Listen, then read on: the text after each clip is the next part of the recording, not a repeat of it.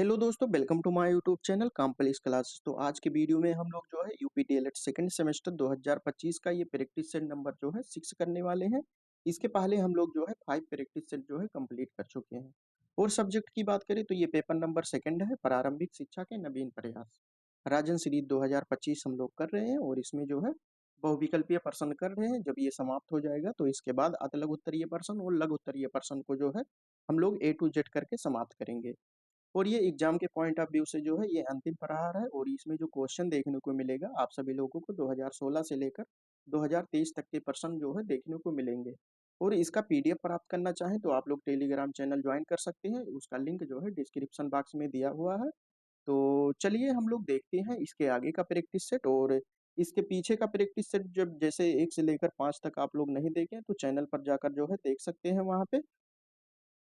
और उसका पीडीएफ भी आप लोग जो है देख सकते हैं। लिंक जो है डिस्क्रिप्शन बॉक्स में दिया हुआ है, ठीक है। तो चलिए हम लोग जो है आज के वीडियो में जो है प्रैक्टिस सेट नंबर 6 से स्टार्ट करने वाले हैं। और अगर आप लोग प्रीवियस ईयर क्वेश्चन देखना चाहते हैं तो चैनल पर जो है जाके देख सकते हैं। इसका प्रीवियस ईयर क्वेश्चन जो है कंप्लीट हो चुका है। तो यहाँ पे दिया है 151 नंबर में दिया है। इसके पहले के वीडियो में हम लोग 150 तक जो है कर चुके हैं। 151 नंबर से आज के वीडियो में हम लोग देखने वाले हैं। यहाँ पे दिया है कि उत्तर प्रदेश में जिला प्राथमिक शिक्षा का कार्यक्रम जो है प्रारंभ किया गया था। एक मिनट।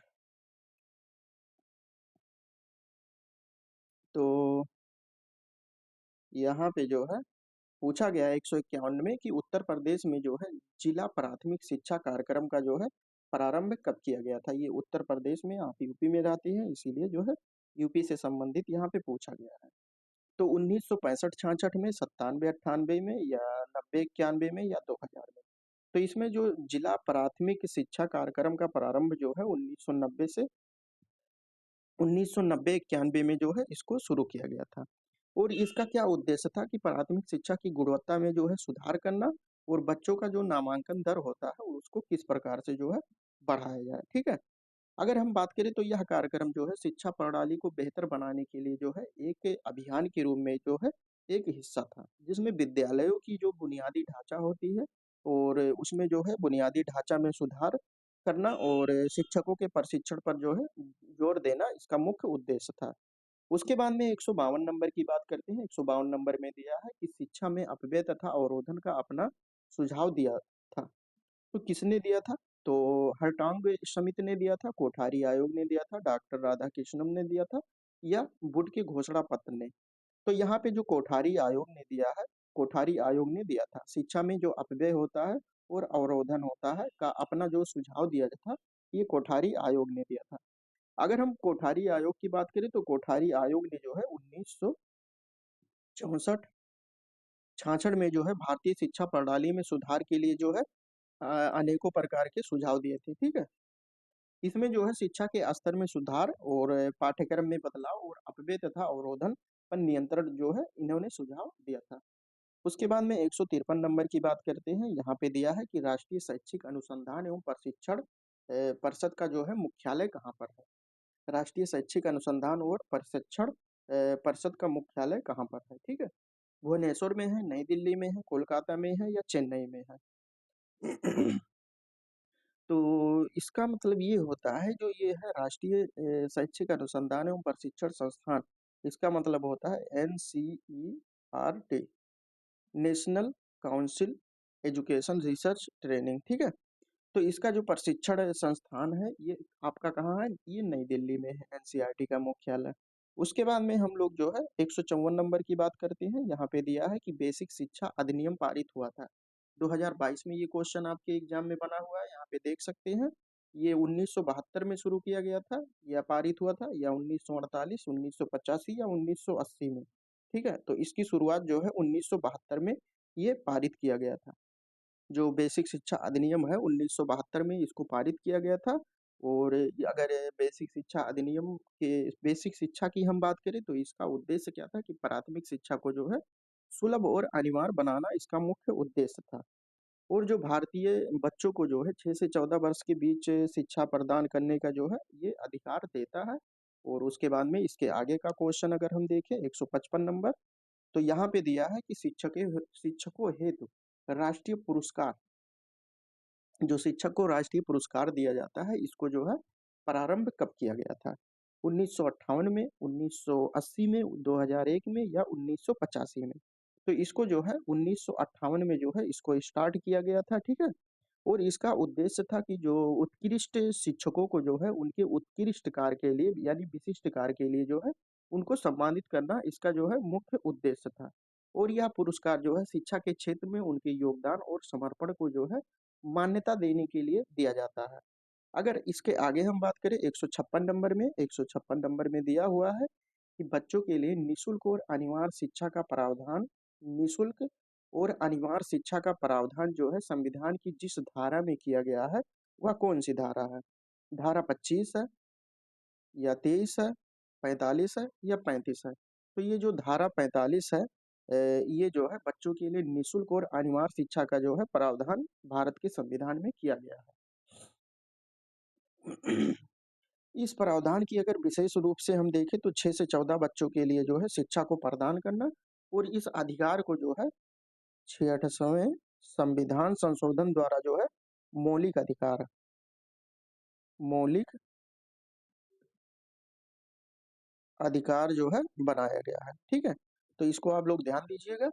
उसके बाद में 157 नंबर की बात करते हैं। यहाँ पे दिया है कि निम्नलिखित में से कौन सी योजना का शुभारंभ 15 अगस्त 1995 से शुरू हुआ था? 15 अगस्त जो है 1995 से शुरू हुआ था, ठीक है। तो यहाँ पे दिया है सर्व शिक्षा अभियान, पोषाहार वितरण योजना, राष्ट्रीय साक्षरता मिशन या डीपीईपी।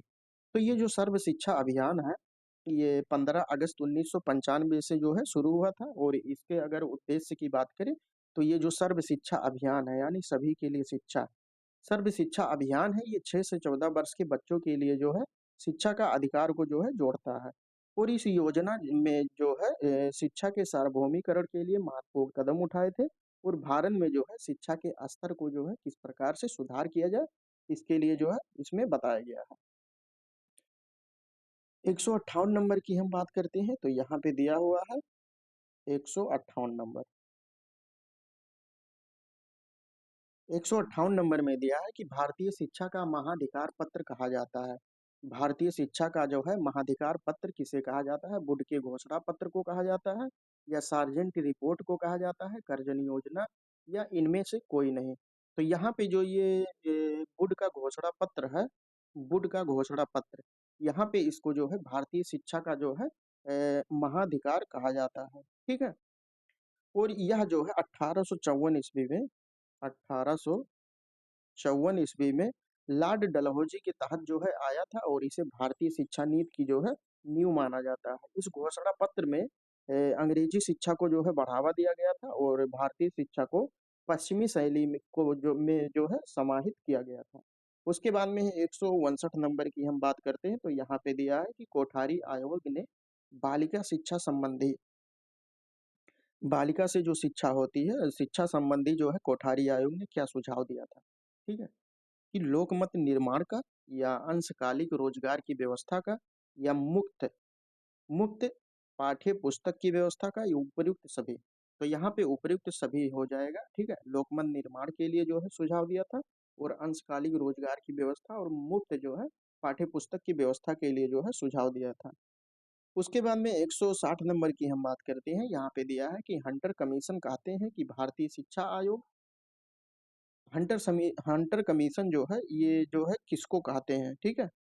भारतीय शिक्षा आयोग को कहते हैं, या माध्यमिक शिक्षा आयोग को कहते हैं, या राष्ट्रीय शिक्षा आयोग को कहते हैं, या मुदालियर आयोग को कहते हैं? तो हंटर कमीशन के नाम से जो जाना जाता है, ये भारतीय शिक्षा आयोग को भी जाना जाता है, ठीक है। और इसको, इसकी स्थापना जो है 1964-66 में जो है इसकी स्थापना हुई थी। और इसका उद्देश्य था कि भारतीय शिक्षा व्यवस्था में जो है सुधार करना, इस आयोग का मुख्य उद्देश्य था। उसके बाद में 161 नंबर में दिया है कि कोठारी आयोग का गठन हुआ था। ये कोठारी आयोग का गठन कब हुआ था? 1935-36 या 52-53, 54-55 या 64-66? तो कोठारी आयोग की हम बात करें तो इसका गठन जो हुआ था 1964-65 में हुआ था, ठीक है। 1964-66 में हुआ था। उसके बाद में हम लोग जो है 162 नंबर की बात करते हैं। यहाँ पे दिया है कि राष्ट्रीय शिक्षा नीति 1986 की घोषणा के पश्चात जो है आचार्य राममूर्ति समिति ने अपना प्रतिवेदन जो है प्रस्तुत किया था। यानी कब प्रस्तुत किया था, ठीक है, इसको हम लोग देखते हैं। तो यहाँ पे ऑप्शन जो दिया हुआ है कि 16 दिसंबर 1990 में, 15 सितंबर 1989 में, 6 अप्रैल 1987 में या 15 अगस्त 1968 में। तो ये जो दिया गया था ये 6 अप्रैल 1900 जो है 87 में दिया गया था। राष्ट्रीय शिक्षा नीति जो 1986 है, घोषणा के बाद आचार्य राममूर्ति समिति ने जो है 6 अप्रैल 1987 में अपना रिपोर्ट जो है प्रस्तुत किया था। यहाँ पे डेट जो है आप लोग याद रखिएगा। और समिति ने जो है शिक्षा के सुधार के लिए जो है कई महत्वपूर्ण सुझाव दिए थे, जिनमें से अगर विशेष रूप से जो अनुसूचित जात होते हैं, जनजात होते हैं और पिछड़े वर्ग होते के रूप के जो बच्चे होते हैं, उनकी शिक्षा पर जो है विशेष ध्यान दिए थे। और इस रिपोर्ट ने जो है राष्ट्रीय शिक्षा नीति 1986 के जो उद्देश्यों को जो है साकार करने के लिए जो है दिशा निर्धारित किए थे। उसके बाद में 163 नंबर की हम बात करते हैं। यहाँ पे दिया है कि प्रोफेसर, ठीक है, प्रोफेसर यशपाल समिति से पूर्व किस समिति ने छात्रों पर जो है पढ़ाई का बोझ के लिए जो है चिंता व्यक्त किया था? पटेल समिति या एनसीईआरटी कार्यदल, आचार्य राममूर्ति समिति या उपयुक्त तीनों? तो यहाँ पे जो हो जाएगा, यहाँ पे आचार्य राममूर्ति समिति ने जो है प्रोफेसर यशपाल समिति के से पूर्व जो है ये छात्रों की पढ़ाई के बोझ को जो है के लिए चिंता व्यक्त किया था। 164 नंबर में दिया है कि एनसीएफ 2005, जो एनसीएफ 2005 है, ये नेशनल करिकुलम फ्रेमवर्क है, ठीक है। इसका फुल फॉर्म भी जो है आप लोग याद रखिएगा। इसके अंतर्गत जो है पुनरीक्षण गुणवत्ता विजन के संदर्भ में जो है निम्न दृष्टिकोण चिन्हित किए गए थे। बच्चों के प्रति दृष्टिकोण, यहाँ पे जो ऑप्शन दिया है, बच्चों के प्रति दृष्टिकोण या शिक्षक की भूमिका एवं शिक्षण के प्रति दृष्टिकोण या शिक्षण विधि के प्रति दृष्टिकोण या उपयुक्त सभी। तो यहाँ पे जो एनसीएफ 2005 के अंतर्गत जो पुनरीक्षण गुणवत्ता विजन है, ये लगभग सभी पर जो है ध्यान दिया था। तो इस प्रकार से यहाँ पे 164 का सभी सही हो जाएगा। इसके आगे हम लोग बात करते हैं 165 की। तो यहाँ पे जो है दिया है, एक मिनट,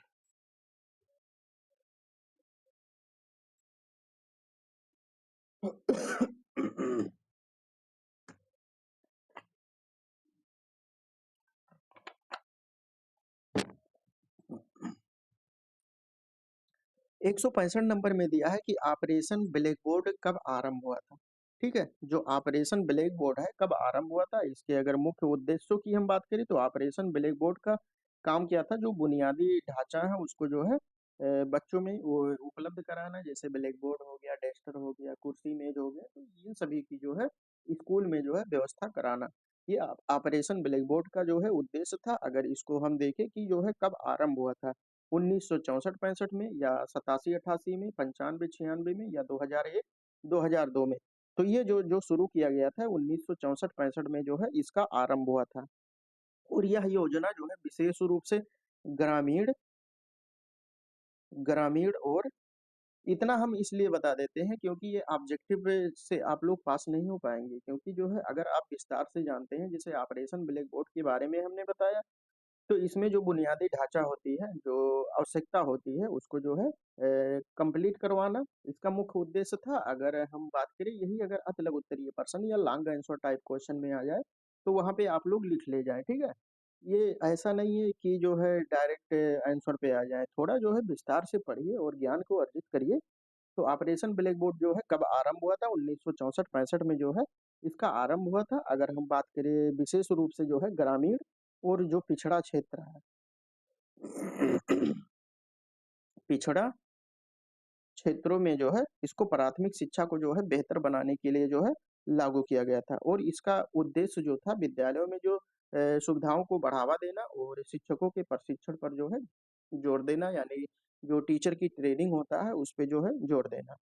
166 नंबर की हम बात करते हैं। यहाँ पे दिया है कि स्कूल चलो अभियान में किस कक्षा तक के बच्चों को जो है आकर्षित करने की योजना थी? जो स्कूल चलो अभियान है किस कक्षा के बच्चों को जो है आकर्षित, ठीक है, अट्रैक्ट करने की योजना थी? कक्षा 1 से लेकर 8 तक, या नर्सरी से 5 तक, 6 से 11, या 2 से 5। तो ये इसमें जो है 1 से लेकर 8 तक के बच्चों को जो है स्कूल चलो अभियान के लिए इसको जो है चलाया गया था, आकर्षित किया गया था। उसके बाद में हम लोग देखते हैं 167 नंबर। 167 नंबर में क्या दे रहा है कि यहाँ पे जो है स्कूल रेडीनेस कार्यक्रम, ठीक है। स्कूल रेडीनेस कार्यक्रम, अब यहाँ पे जो है आप लोग जानिए कि स्कूल रेडीनेस कार्यक्रम क्या होता है। कि स्कूल रेडीनेस कार्यक्रम होता है कि बच्चों को जो है विद्यालय भेजने, स्कूल भेजने से पहले जो है उनको इस योग्य बनाना कि वो स्कूल में जाके जो स्कूल में पढ़ाया जाए वो उसके लिए जो है वो सक्षम हो सके, यानी बच्चों को समझ में आए। तो ये जो है विद्यालय शिक्षा की तैयारी यहाँ पे देख सकते हैं। विद्यालय शिक्षा की तैयारी यानी पहले जो है उनको तैयार करना में निम्न क्षेत्रों पर जो है बल दिया जाता है। व्यक्तिक एवं सामाजिक तैयारी, शैक्षिक तैयारी, मनोरंजनात्मक और सृजनात्मक तथा शाब्दिक और अशाब्दिक भाषा कौशल, या उपयुक्त सभी। तो यहाँ पे इस प्रकार से जो है विद्यालय शिक्षा की तैयारी, ये जो स्कूल रेडीनेस कार्यक्रम है ये उपयुक्त सभी पर जो है ध्यान दिया जाता है। उसके बाद में हम लोग देखते हैं 168 नंबर। 168 नंबर में दे रहा है कि पोषाहार वितरण योजना। जो पोषाहार वितरण योजना है को जो है निम्न विचार से जो है प्रारंभ किया था, इसको स्टार्ट किया गया था। नामांकन संख्या बढ़ाने के लिए, ठीक है। नामांकन संख्या बढ़ाने के लिए, समुदाय को शामिल करने के लिए, या शिक्षकों को जो है व्यस्त करने के लिए, या रोजगार बढ़ाने के लिए। तो इसमें जो है नामांकन संख्या बढ़ाने के लिए जो है पोषाहार वितरण योजना को जो है शुरू किया गया था, ठीक है। और इसके तहत जो है विद्यालय में बच्चों को पौष्टिक पौष्टिक भोजन जो है प्रदान किया जाता है, ताकि वह स्कूल में नियमित रूप से आ सके और शिक्षा के प्रति जो है उनकी रुचि बढ़ जाए, ठीक है। और इसके द्वारा जो है स्कूल में जो है इन जो नामांकन संख्या होती है इसके कारण जो है बच्चों का बढ़ जाएगा। 169 की बात करें तो यहाँ पे दिया है चार्ल्स ग्रांट के शैक्षिक प्रयास थे भारत में विद्यालय की स्थापना करना, या अंग्रेजी माध्यम से जो है शिक्षा प्रदान करना, या इनमें से दोनों, या उपयुक्त में से कोई नहीं। तो जो चार्ल्स ग्रांट था, शैक्षिक प्रयास इसका था कि भारत में विद्यालयों की स्थापना करना और अंग्रेजी माध्यम से जो है शिक्षा प्रदान करना। यहाँ पे ये दोनों आपका सही हो जाएगा, ठीक है। ये सही हो जाएगा। उसके बाद में 170 नंबर में दिया हुआ है कि निःशुल्क और अनिवार्य बाल शिक्षा अधिकार अधिनियम के अंतर्गत चौथे अध्याय में शिक्षकों के दायित्व दिए गए हैं, ठीक है। चौथे अध्याय में जो है शिक्षकों के दायित्व दिए गए हैं। कौन सा दायित्व है कि नियमित समय से जो है स्कूल में उपस्थित होना, यानी समय से स्कूल में उपस्थित होना, पाठ्यक्रम के अनुसार जो है पढ़ाना, और उसे निर्धारित समय में जो है उसको कंप्लीट करना, और प्रत्येक बच्चों की सीखने की योग्यता का जो है आकलन करना। ये जो चौथा अध्याय है इसमें जो है शामिल किया गया। तो जो निःशुल्क और अनिवार्य बाल शिक्षा अधिकार अधिनियम है, इसमें जो चौथा अध्याय है इसमें सभी को जो है शामिल किया गया है। यहाँ पे उपयुक्त सभी है। तो ये तीनों को जो है शामिल किया गया है कि नियमित समय से जो है स्कूल आना, और समय पर जो है पाठ्यक्रम को जो है जो सिलेबस है उसको जो है कंप्लीट कर देना, और समय समय पर बच्चों का जो है उनकी योग्यताओं का जो है आकलन करना। उसके बाद में 171 नंबर की अगर हम बात करें, तो 171 नंबर की अगर हम बात करें तो यहाँ पे दिया हुआ है कि राष्ट्रीय बाल श्रम परियोजना, NCLP, ठीक है, राष्ट्रीय बाल श्रम परियोजना संचालित की गई थी। नवी पंचवर्षीय योजना में 8वीं, 7वीं, या उपयुक्त में से कोई नहीं। तो ये जो है 7वीं पंचवर्षीय योजना में जो है इसको शुरुआत किया गया था। अगर इसको जो है मुख्य उद्देश्य की बात करें, यहाँ पे देख सकते हैं राष्ट्रीय बाल श्रम परियोजना, ठीक है। इसका मुख्य उद्देश्य था कि बाल श्रम को जो है समाप्त करना और बच्चों को जो है शिक्षा के अवसर प्रदान करना।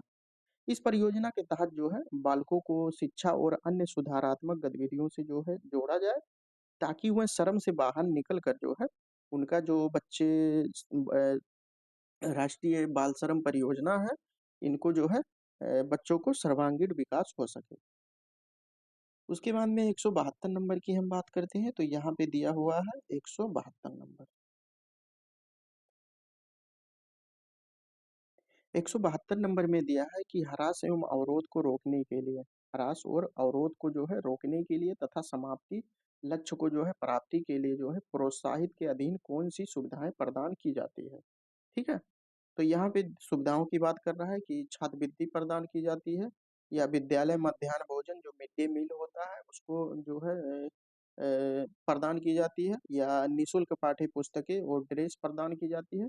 तो इस प्रकार से यहाँ पे जो ह्रास और अवरोधन होता है शिक्षा के क्षेत्र में, उसको समाप्त करने के लक्ष्य को जो है प्राप्त करने के लिए बच्चों में छात्रवृत्ति भी दी जाती है, और भोजन भी खिलाया जाता है, और निःशुल्क पाठ्य पुस्तक और ड्रेस दिया जाता है। तो इस प्रकार से उपयुक्त सभी हो जाए जिससे जो है बच्चे पढ़ने आए। ठीक है।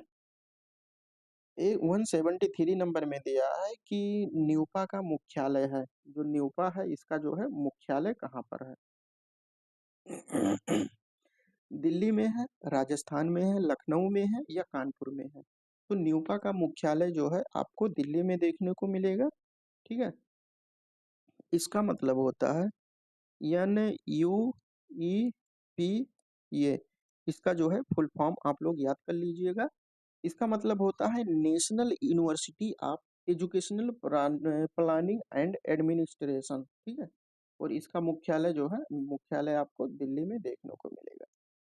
174 नंबर की हम बात करते हैं। यहाँ पे पूछा गया है कि सभी के लिए शिक्षा किसका मुख्य लक्ष्य है?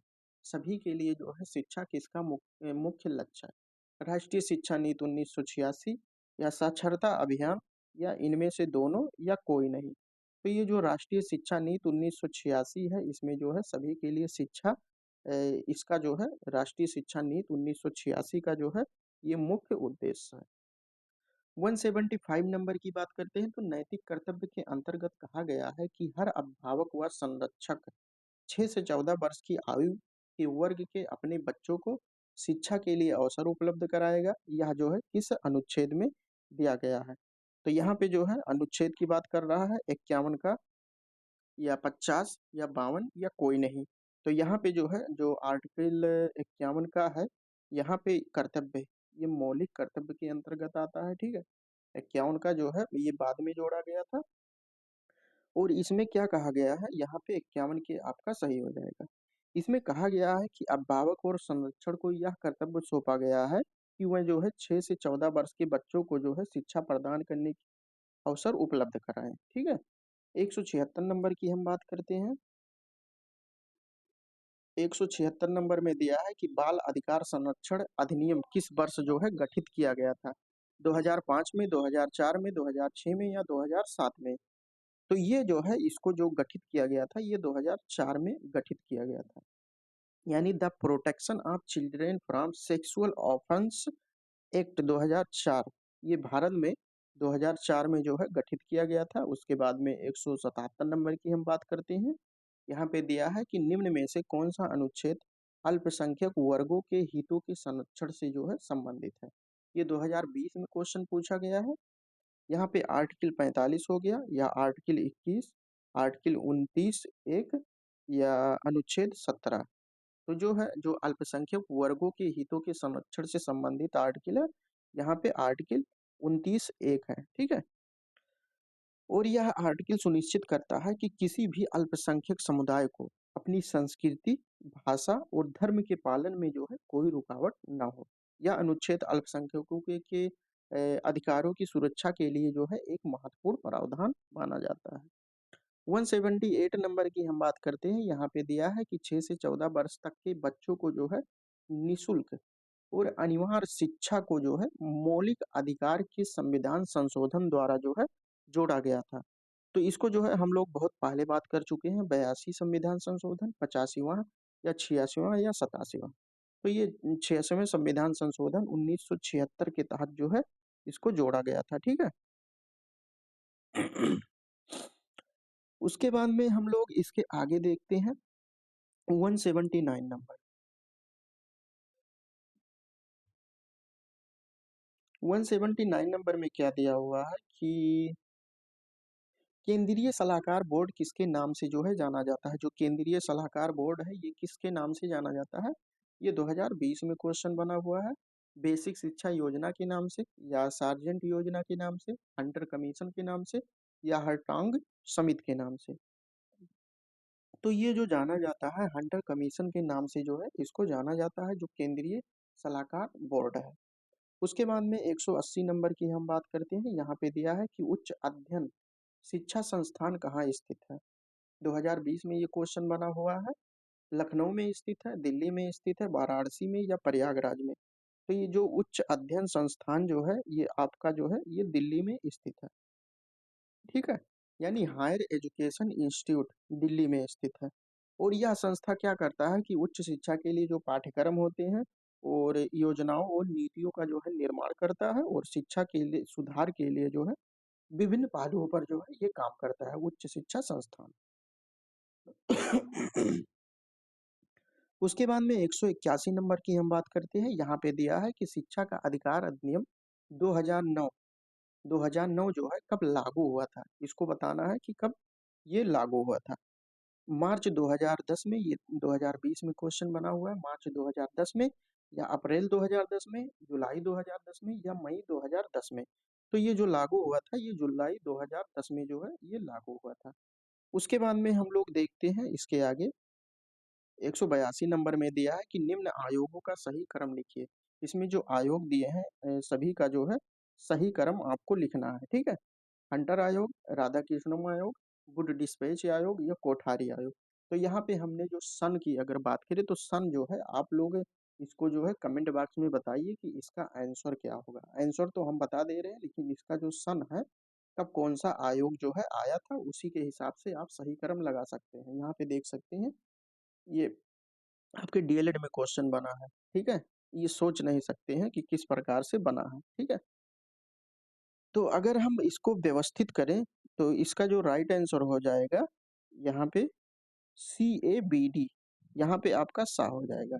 पहले सी होगा, गुड डिस्पैच होगा, ये 1 नंबर पे होगा, उसके बाद में ये 2 नंबर पे होगा, और बी जो है ये 3 नंबर पे होगा, और ये 4 नंबर पे होगा। तो इसको आप लोगों को जो है कमेंट बॉक्स में सन को जो है खोज के बताना है कि कब कौन सा आयोग जो है गठित किया गया था। इसके आगे हम लोग देखते हैं 183 नंबर, क्योंकि इन सभी आयोग के बारे में हम लोगों ने जो है चर्चा कर चुके हैं। 183 नंबर में दिया है कि उत्तर प्रदेश में मिड डे मील योजना जो है कब लागू की गई थी। मिड डे मील योजना को जो है उत्तर प्रदेश में, यूपी में कब लागू किया गया था? 11 सितंबर 2004 को, 15 अगस्त 1995 को, या 29 सितंबर 2004 को, या 14 सितंबर 2004 को? तो इसको यूपी में जो है जो मिड डे मील है इसको जो है 14 सितंबर 2004 को जो है लागू किया गया था। उसके बाद में 184 नंबर की हम बात करते हैं। यहाँ पे दिया हुआ है कि अध्यापक शिक्षा हेतु नियामक संस्था जो है कौन सी है? अध्यापक शिक्षा हेतु जो नियामक संस्था है वो कौन सी है? 2022 में क्वेश्चन बना हुआ है। CTE है, या NCTE है, MHRD है, या NCERT है? तो NCTE जो है ये अध्यापक शिक्षा हेतु नियामक संस्था है, और ये क्या करता है कि जो भारत के अध्यापक शिक्षा के मानक और उनकी गुणवत्ता की जो है ये NCTE ये निगरानी करता है। और यह संस्था जो है शिक्षक प्रशिक्षण पाठ्यक्रमों को जो है मान्यता प्रदान करने और प्रशिक्षण संस्थानों में के निरीक्षण और सुधार के लिए जो है जिम्मेदार संस्था माना जाता है। तो इस प्रकार से ये आपका जो है बहुविकल्पीय बहुविकल्पीय प्रश्न जो है बिल्कुल समाप्त होता है, और इसके बाद हम लोग जो है अति लघु उत्तरीय प्रश्न जो है स्टार्ट करेंगे। इसका आंसर, इसका PDF प्राप्त करना चाहें तो आप लोग जो है टेलीग्राम चैनल से जुड़ सकते हैं। यहाँ पे देख सकते हैं ये बिल्कुल डाइंड हो चुका है। इसका जो है यहाँ आंसर की भी दिया हुआ है। तो आप लोग जो है इसका PDF प्राप्त करना चाहें तो आप लोग जो है टेलीग्राम चैनल से जुड़ सकते हैं। वहाँ पे आप सभी लोगों को PDF बहुत ही आसानी से जो है प्राप्त हो जाएगा। ठीक है, तो यहाँ पे जो है हम लोग प्रैक्टिस 6 में जो है कंप्लीट कर चुके हैं, और इसका जो है अगर आप लोग डिटेल्स में जो है देखना चाहते हैं तो चैनल पर जाकर प्लेलिस्ट हमने इसका बनाया हुआ है, ये आपका कंप्लीट हो चुका है। ठीक है, पेपर सभी कंप्लीट हो चुके हैं। इसमें 1 2 3 पेपर बिल्कुल पूरी तरह से जो है कंप्लीट हो चुका है। ये एग्जाम रेड बैच हमने स्टार्ट किया था, तो अभी तक जो लोग पढ़े नहीं हैं, इसमें इस प्रकार से पढ़ाया गया कि टॉपिक बाय टॉपिक जो है उस पे क्वेश्चन भी कराया गया है। ठीक है, कौन सा क्वेश्चन आपके एग्जाम में बना हुआ है, और उसका PDF भी आप सभी लोगों को प्रोवाइड कर दिया गया है। तो चलिए, इस क्लास का PDF प्राप्त करना चाहें तो टेलीग्राम चैनल से जुड़ सकते हैं। सोशल मीडिया से जुड़ना चाहें तो आप लोग जुड़ सकते हैं, व्हाट्सएप, फेसबुक, टेलीग्राम अगर वीडियो अच्छा लगा हो तो लाइक कर सकते हैं और अपने दोस्तों के पास शेयर कर सकते हैं। अभी तक जो लोग चैनल को सब्सक्राइब नहीं किए हैं, सब्सक्राइब कर सकते हैं। तो चलिए दोस्तों, हम लोग जो है इसके बाद अतलग उत्तरीय प्रश्न को जो है स्टार्टिंग करेंगे कल के वीडियो में। तब तक के लिए जय हिंद, जय भारत।